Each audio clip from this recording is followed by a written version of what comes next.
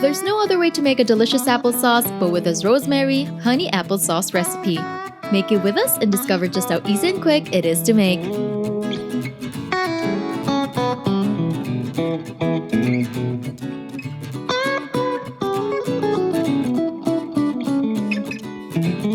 The first thing to do is add some honey into a skillet,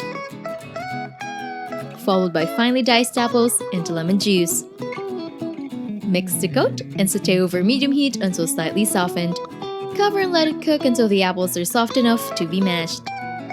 Once ready, remove from the heat and add in the rosemary. Now mash the apples with a potato masher or hand mixer just until it is still chunky. Transfer it to a jar and it is ready to be served.